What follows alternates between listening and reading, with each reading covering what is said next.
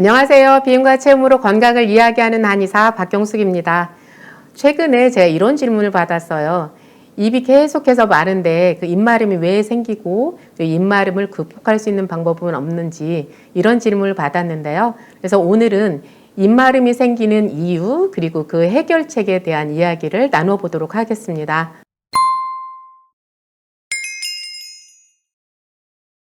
우리가 평소에 목이 마르거나 입이 마를 때 물을 마시면 그것이 해결이 되죠. 자, 그런데 입마름의 고통을 호소하시는 분들은 이 물을 마셔도 입이 계속해서 마르니까 이런 고통을 호소하실 텐데요. 자, 그렇다면 입마름의 원인 될 수 있는 그런 질환이 또는 그런 몸 상태가 어떤 경우가 있는지 이렇게 들어가 볼게요.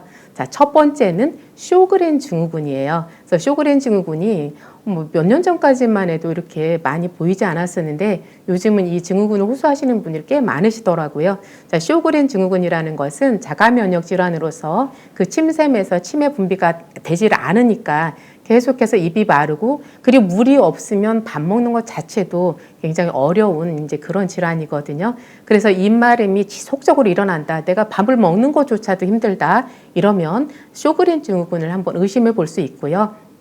쇼그렌 증후군에서처럼 밥 먹기 힘들 정도로 그렇게 입이 마른 것은 아닌데 어느 날 갑자기 입이 바짝바짝 마르고 그리고 체중이 감소한다든지 아니면 소변을 너무 자주 본다든지 이럴 때 의심할 수 있는 것 당뇨예요. 당뇨가 생기면 소변량이 많아지고 그리고 내가 먹은 거에 비해서 기운이 너무 많이 없어지고 그리고 입이 마르고 이런 현상이 생기는데요. 그렇다면 당뇨가 생기면 왜 입마름이 생길까? 이걸 생각해 볼 필요가 있는데요. 아까 소변을 많이 본다고 했죠? 내가 물을 많이 마셔도 그것이 체외로 배출되는 양이 너무 많아지니까 내 몸에는 물이 부족한 그런 것도 있고요. 그리고 두 번째 이유는 이제 우리가 먹은 음식이 이제 혈중에 계속 떠돌아다니라고 우리가 먹은 건 아니잖아요. 근데 혈중에 떠돌아다니다가 그것이 세포로 쓰이질 못하고 체외로 그냥 빠져나가는 거예요.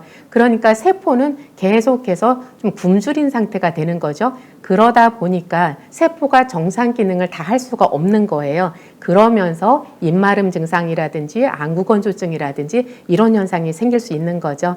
자, 이렇게 쇼그렌 증후군, 당뇨에 의해서 입마름이 생길 수 있다.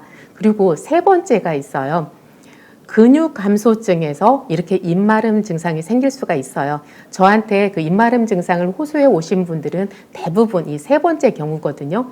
그러니까 왜 당뇨도 없고 쇼그렌 증후군도 아닌데 나는 계속 입이 마르냐 이거에 대해서 의문이 생기는 거죠. 그런데 이것은 어찌 보면 그냥 당연한 결과라고 생각하시면 되세요.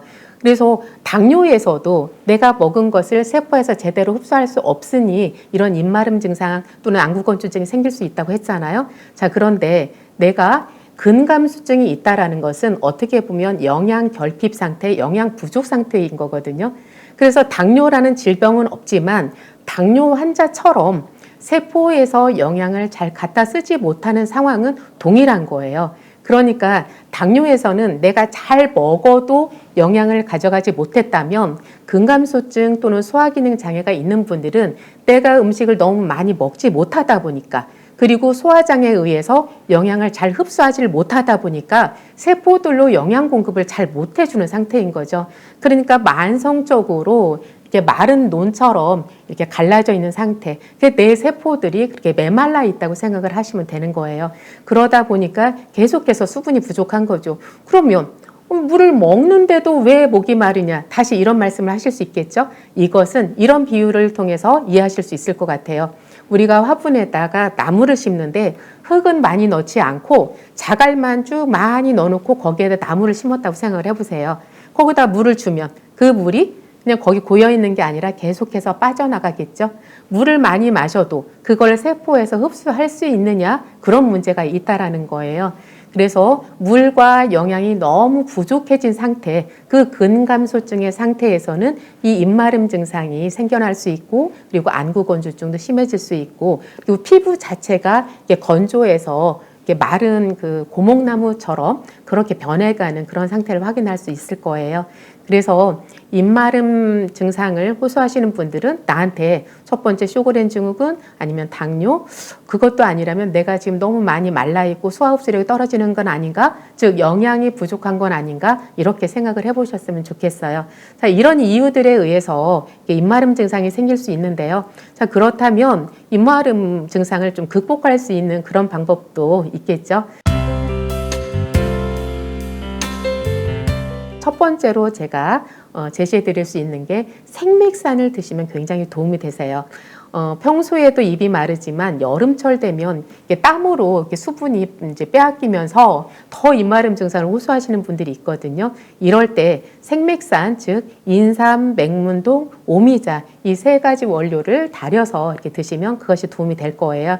그래서 생맥산 만들기는 제가 이전 영상에서 만들어 놓은 것이 있어서 참고를 하시면 될 것 같고요. 자, 두 번째는 세 번째 경우, 즉 근육 감소증, 영양 부족, 소화기능 장애로 인해서 영양 부족 이런 분들한테 특히 더 해당이 될 텐데요.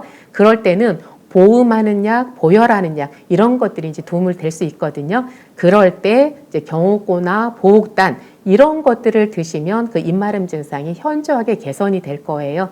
자, 여기까지 말씀드리고요. 자, 세 번째는 영양을 충분히 섭취하자. 이것은 뭐 제가 늘 해오던 말이라서 전혀 뭐 새로운 것이 아닌데요. 어제 이런 전화를 받았어요. 어떤 분이 코로나 후유증으로 이제 밥을 잘 못 먹고 그래서 한약을 5달, 5개월 동안이나 계속 드셨대요.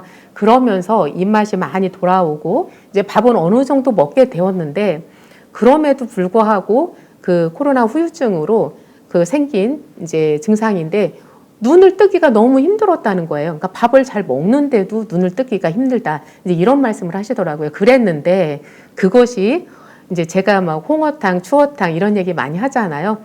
홍어탕을 이제 남들은 이제 1인분인데 그걸 한 번에 다 드시지 못하고 저녁 그리고 그 다음날 아침, 점심 3번에 나누어서 드셨는데 갑자기 눈이 번쩍 떠지더라는 거예요. 그러면서 전화 주셔서 너무너무 감사하다고 이런 말씀을 주시더라고요. 이제 이런 전화 받으면 저도 기분이 굉장히 좋죠. 별거 아닌 것 같은데, 아니, 홍어탕을 그 남들이 한 번 먹을 거, 그 분량을 먹고 어떻게 눈이 번쩍 떠질 수 있지? 이런 생각을 하실 수도 있을 텐데, 홍어탕이 그만큼 사람에게 흡수가 잘 되기 때문이다. 저는 그런 생각이 들어요.